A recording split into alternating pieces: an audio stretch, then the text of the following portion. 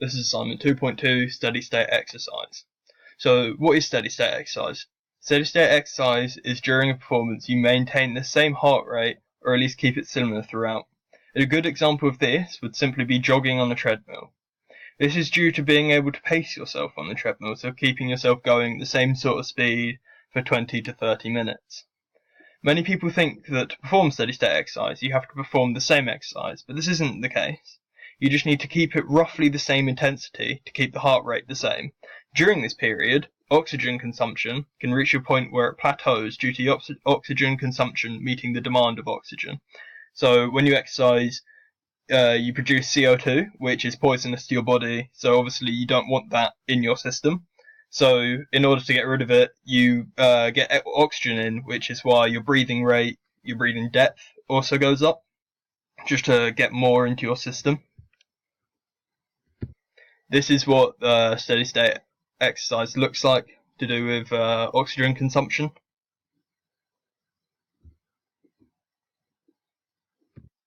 During steady state exercise, the body will increase the amount of blood that gets pumped around the body by the heart. There is an increase in cardiac output, which we'll get onto later, which is determined by something called stroke volume. Stroke volume is defined as the amount of blood pumped by the left ventricle of the heart in one contraction by Medicine.net, which is a website that I got that quote from. The average heart rate is 70 whilst resting, or 70 beats per minute whilst resting. So you could measure this yourself by simply getting two fingers, putting it on your wrist, finding your beat, timing it for 30 seconds or a minute. But if you time it for 30 seconds, then make sure to double it so you actually get your beats per minute. In order to work out what your working heart rate is, you take 220 and then you take away your age. So for me, that would be 203 because I'm 17. From here, you work out 70 to 80% of this. For me, that would be around 140, would be the lowest point that I want to be working at for submaximal exercise. And just to over 160, around that, that's the kind of heart rate I would want to be working in. However, a professional athlete such as Mo Farah, who's obviously got a really strong heart because he does really long distance, so he needs a strong heart to be able to pump more blood around his body. So this could be like 40 to 60 beats per minute. As I mentioned before, stroke volume is defined as the amount of blood pumped by the left ventricle of the heart in one contraction. But what is this in an average person? Interactive psychology says that the average stroke volume is 70 milliliters per beat. So every time your heart would beat or contract once, 70 milliliters of blood would be pushed out of your heart around your body. Stroke volume is to do with the venous return.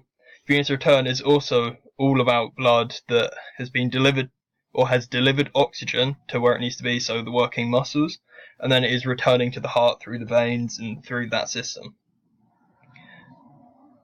The veins, they contain pocket valves, in which they use to provide support for the blood, because obviously the blood is trying to go up the body, but gravity is trying to make it go down.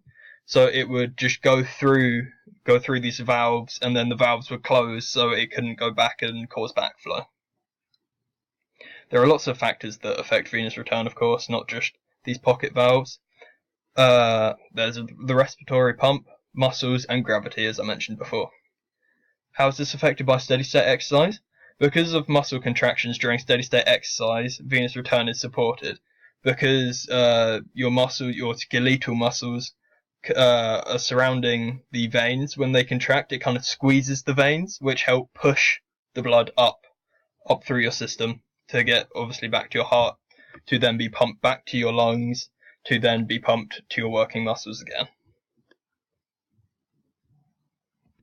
As I mentioned before, pocket valves are the valves in the veins that are used to support and prevent the backflow of blood through the veins.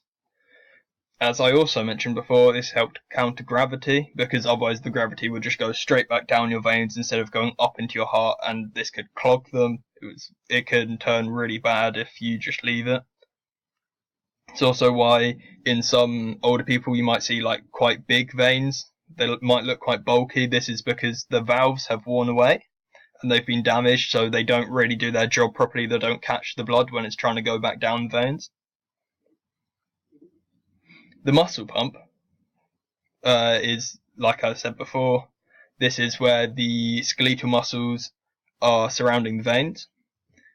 And when the muscles contract, it helps push the blood back to the heart, to obviously, like I said before, to the lungs, back to the working muscles after they've been reoxygenated.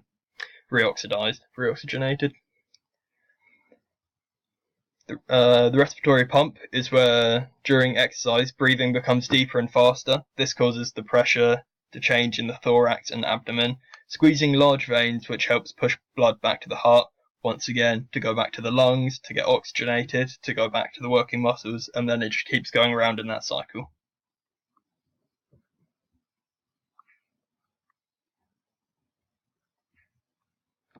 At rest, Mo Farah has a heart rate of 33 beats per minute. But if the average stroke volume is 70 milliliters a beat, how does he get enough blood to circulate around his body? Simple answer is, but because his heart is so strong, it pumps more blood per contraction.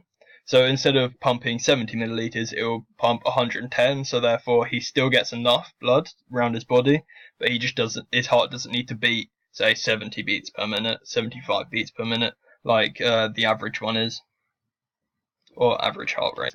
Starling's law states that stroke volume can increase in response to blood filling the heart. Because of this, it is very dependent on the venous return, or on venous return. It also suggests how stroke volume can also increase because of greater contractions of the cardiac muscles during exercise. What this means is that a decrease in venous return will also result in a decrease in stroke volume, which will mean a decrease in cardiac output. And it also means the opposite, so an increase in these would cause, obviously, an increase overall in cardiac output. This is obviously because cardiac output is measured by using stroke volume and the heart rate, so the decrease in the stroke volume will obviously mean the decrease in the cardiac output. MedicineNet defines cardiac output as the amount of blood the heart pumps through the circulatory system in a minute. The amount of blood put out by the left ventricle of the heart in one contraction is called stroke volume. The stroke volume and heart rate determine the cardiac output.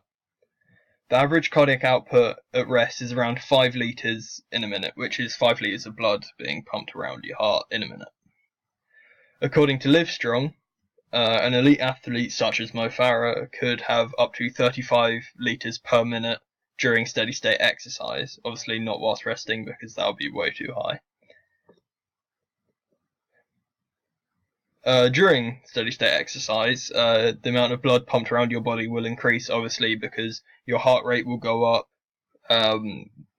so you can get more oxygenated blood to your working muscles, so it can get rid of that carbon dioxide that's being produced in your body, so you stop building up all these harmful substances in your body. As I just mentioned, your cardiac output is calculated by using stroke volume and heart rate. So obviously, as they increase, so will your cardiac output, and because, due to you exercising, the heart rate will go up, trying to, contract more, get more blood around the body per beat. Blood pressure, then. Blood pressure is literally, or quite literally, the pressure of blood going around your body. There are two factors that can affect this, or two factors that are used to measure this. Diastolic and systolic. Diastolic blood pressure is the pressure of the blood in the arteries when the heart is resting between beats. And systolic pressure is when the heart beats and the blood is pumped through the arteries to the rest of your body, so when it's leaving the heart. Systolic is the first number in the reading, and diastolic pressure is the pressure returning to the heart, so of the blood that's already been used up, or the blood that was carrying the oxygen, and the oxygen's been diffused to the working muscles where they need it to the muscle fibers. So this is the second reading. The readings are suggested, or that are suggested healthy, are between 120 over 80 and 140 over 90. Obviously, if you had a blood pressure too low, this could be quite harmful, or really harmful to your body. Same with a blood pressure too high. You could clog your arteries, which would be really bad. You could have it could cause diseases. You could have to go to hospital, or you would have to go to hospital if something really bad happened to your body because your blood pressure is either too high or too low. Diabetic people do have problems with this because obviously their sugar levels are quite low or quite high, depending on if they've eaten, if they've taken insulin or not, because their body isn't producing as much insulin or any insulin. So that is a big problem for them. Thank you very much for listening. That's my assignment 2.2.